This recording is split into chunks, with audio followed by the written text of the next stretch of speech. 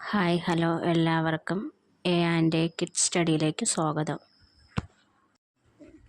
ഇന്നത്തെ വ്ലോഗ് എന്ന് പറയുന്നത് 1-ാം ക്ലാസ്സിലും 2-ാം ക്ലാസ്സിലും പഠിക്കുന്ന കുട്ടികൾ മലയാളം എഴുതാനും വായിക്കാനും പഠിക്കുന്നതാണ്. മലയാളം വളരെ സിമ്പിളായി നമുക്ക് എഴുതാനും വായിക്കാനും ഇന്നത്തെ വ്ലോഗിലൂടെ നമുക്ക് പഠിക്കാം. എങ്ങനെയാണെന്ന് വെച്ച് കഴിഞ്ഞാൽ സ്വരാക്ഷരങ്ങളും വ്യഞ്ജനാക്ഷരങ്ങളും ചില്ലക്ഷരങ്ങളും കൂട്ടക്ഷരങ്ങളും പഠിക്കണം. അത് കഴിഞ്ഞിട്ട് നമുക്ക് ചിഹ്നങ്ങൾ ചേർത്തും പഠിക്കണം. അതും കൂടി പഠിച്ചു കഴിഞ്ഞാൽ നമുക്ക് എഴുതാനും വായിക്കാനും പഠിക്കാം. അപ്പോൾ നമുക്ക് ക്ലാസ് സ്റ്റാർട്ട് ചെയ്താലോ? ആദ്യം നിങ്ങൾ ചെയ്യേണ്ടത് ഒരു ബുക്കും പേനയും എടുത്തു വയ്ക്കുക. പേനയല്ല, പെൻസിലാണ്. കുഞ്ഞുമക്കൾ പെൻസിൽ ഉപയോഗിച്ച് മാത്രമേ എപ്പോഴും എഴുതാൻ പാടുള്ളൂ. അതുകൊണ്ട് പെൻസിലും എടുത്തു വയ്ക്കുക.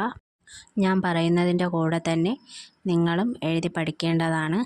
അതുകൊണ്ടാണ് ബുക്കും പെൻസിലും എടുക്കാൻ പറഞ്ഞത്. ആദ്യം നമ്മൾ മലയാള അക്ഷരത്തിലെ സ്വരാക്ഷരങ്ങളാണ് പഠിക്കുന്നത്. സ്വരാക്ഷരങ്ങളിൽ ആദ്യം ആ എന്ന അക്ഷരമാണ് എഴുതുന്നത്. അതെങ്ങനെയാണ് എഴുതേണ്ടതെന്ന് നോക്കാം. എല്ലാവർക്കും റായൊക്കെ എഴുതാൻ അറിയാമെന്ന് വിചാരിക്കുന്നു. അപ്പോൾ റാ എഴുതിയിട്ട് ഒരു 3 പോലെ, റായുടെ കൂടെ തന്നെ ഒരു 3 പോലെ എഴുതി അതിനകത്തൂടെ വീണ്ടും ഒരു റാ, പിന്നെ ഒരു ര. അതാകുമ്പോൾ ആയി. ഞാൻ എഴുതിയത് കണ്ടല്ലോ, നിങ്ങൾ ശ്രദ്ധിച്ച് കാണുമല്ലോ എങ്ങനെയാണ് എഴുതിയെന്ന്. അതുപോലെ എഴുതിയേ. അതുപോലെ തന്നെയാണ് ആയും. ഒരു ചെറിയൊരു നീട്ടം മാത്രമേ ഉള്ളൂ.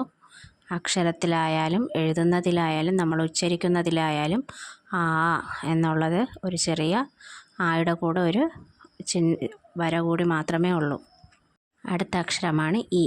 ഈയൊക്കെ വളരെ സിമ്പിളായിട്ട് നമുക്ക് എഴുതാൻ പറ്റും. എഴുതാൻ മാത്രമല്ല പഠിക്കാനും പറ്റും. വളരെ സിമ്പിളായിട്ട് എഴുതാൻ പറ്റും. ഇങ്ങനെ എഴുതിയാൽ മാത്രം മതി കേട്ടോ. പറയുന്ന കൂട്ടത്തിൽ തന്നെ നിങ്ങൾ എഴുതുകയും വേണം, പഠിക്കുകയും വേണം. അടുത്തത് നമ്മൾ പറയുന്നത് ഈ പഠിച്ചു കഴിഞ്ഞാൽ എളുപ്പമായിട്ട് നമുക്ക് ഈയും എഴുതാൻ പറ്റും. ഈ എഴുതിയിട്ട് അതിൻ്റെ കൂടെ ഒരു ഔച്ചിഹ്നം കൂടെ ഇട്ട് കഴിഞ്ഞാൽ ഈ ആയി. അടുത്തത് ഊ ആണ്. ഊം വളരെ സിമ്പിളായിട്ടാണ് എഴുതാൻ പറ്റുന്നത്. നിങ്ങൾ ശ്രദ്ധിച്ചിരുന്ന് എഴുതിയാൽ മാത്രം മതി. ഇതുപോലെ എഴുതിക്കോ. അടുത്തത് വരുന്നത് ഊ. ഊ എഴുതിയതുപോലെ നമ്മൾ ആദ്യം ഈ എഴുതിയതുപോലെ നമ്മൾ പഠിച്ചില്ലേ, അതുപോലെ തന്നെയാണ് ഊവും. ഊ എഴുതുക, ഔച്ചിഹ്നം ഇടുക, അത്രയേ ഉള്ളൂ ഊയിലും. അടുത്തതായി വരുന്നത് ഇറ്. ഇച്ചിരി ബുദ്ധിമുട്ടുള്ള അക്ഷരമാണ്. നമുക്കത് കൈ വഴങ്ങി വരാൻ ഇത്തിരി പാടാണ്. അതുകൊണ്ട് തന്നെ അത് സൂക്ഷിച്ചെഴുതി പലതവണ ആവർത്തിച്ചെഴുതി പഠിക്കുക. എഴുതാൻ എൻ്റെ കൂടെ എഴുതിക്കോ. ഇതുപോലെ എഴുതിയിട്ട് റാ പോലെ എഴുതിയിട്ട് ഒരു വര, വീണ്ടും ഒരു വര, താഴോട്ട് വന്ന് മേലെക്കൂടെ കറക്കിയെടുത്ത് റാ പോലെ എഴുതി കഴിഞ്ഞാൽ എ ആയി കഴിഞ്ഞ് കേട്ടോ. എ കഴിഞ്ഞാൽ അടുത്തതായി വരുന്ന എ എഴുതുക. അതിൻ്റെ കൂടെ ഒരു റാ പോലെ ചരിച്ച റാ പോലെ എഴുതിയാൽ മാത്രം മതി. സിമ്പിളായിട്ട് നമുക്ക് എഴുതാൻ പഠിക്കാം. എ കഴിഞ്ഞാൽ ഐ ആണ് വരുന്നത്. ഐക്കും ഇതുപോലെ എഴുതിയാൽ മതി. എൻ്റെ കൂടെ തന്നെ എഴുതിക്കോ നിങ്ങളും. അപ്പം വളരെ പെട്ടെന്ന് നമുക്ക് പഠിക്കാൻ പറ്റും കേട്ടോ. ഇതുപോലെ എഴുതിയാൽ മാത്രം മതി കേട്ടോ. ഐ ആയി. അടുത്തത് ഓ. ഇതുപോലെ എഴുതിക്കോ. കണ്ട ഞാൻ എങ്ങനെയാണ് എഴുതുന്നതെന്ന് കണ്ടല്ലോ. ഓ കഴിഞ്ഞ് അടുത്ത വരുന്നത് ഓ. അതും ആ ചിഹ്നം മാത്രം ഇട്ട് കൊടുത്താൽ മതി. ആ ചിഹ്നം ഇട്ട് കൊടുത്താൽ ഓ ആയി കഴിഞ്ഞ്. ഓ അത് കഴിഞ്ഞ് ഓ എഴുതുക, ഔ ചിഹ്നവും.